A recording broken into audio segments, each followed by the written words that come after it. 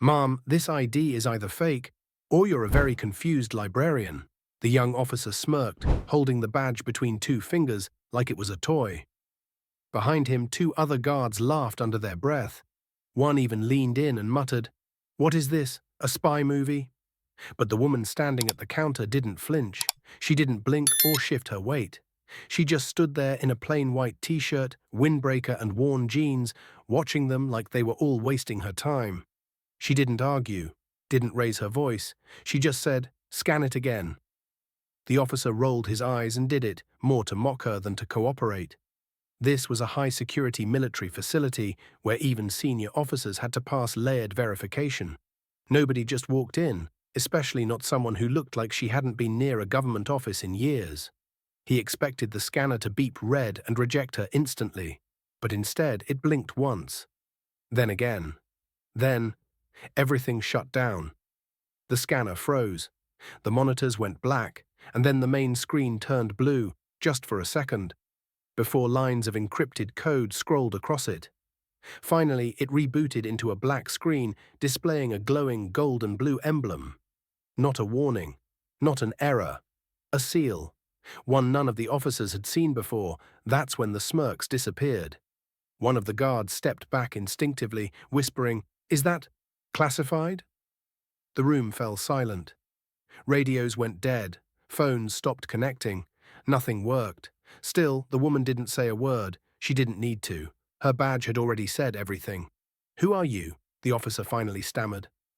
She stepped forward, slowly and deliberately. Her voice came out calm, razor-sharp. "I'm the one they call when the people above you disappear." The air shifted. Two men in suits appeared in the hallway behind her, not from the entrance, not from any known checkpoint. They were just there. "Agent Monroe," one said with a respectful nod. "We've been expecting you." The officer turned pale. "She's with you." The taller agent didn't blink. "Number, we're with her." And just like that, the hierarchy shattered. This woman wasn't just someone with clearance. She was the one who wrote the protocol. The badge they mocked was never meant to be scanned. It was a master key. Her arrival wasn't part of a meeting. It was a signal, a recall, and everything in the building now responded to her presence.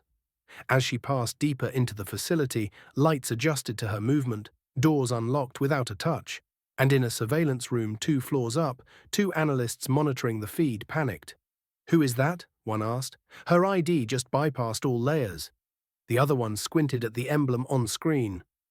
"That's not a badge, that's a recall key." Back in the lobby, the officer who mocked her was frozen in place.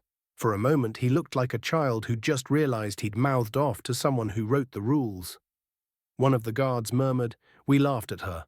No one replied. The silence was heavy. It stayed that way for a long time. Because when someone with that much authority walks in quietly, without backup, without even needing to explain herself, it means something bigger is happening, something no one was briefed on. And when a badge that old still works, it means the person carrying it helped build the system. No threats, no shouting, just quiet, total command. That's not arrogance, that's legacy. And everyone in that building felt it. No reports were filed, no one dared to mention it. But every person who laughed remembered her face, and they never laughed again. Before we end this story, let us know in the comment, where are you watching from? If this story gave you chills, subscribe to the channel, hit that like button, and drop karma in the comments below.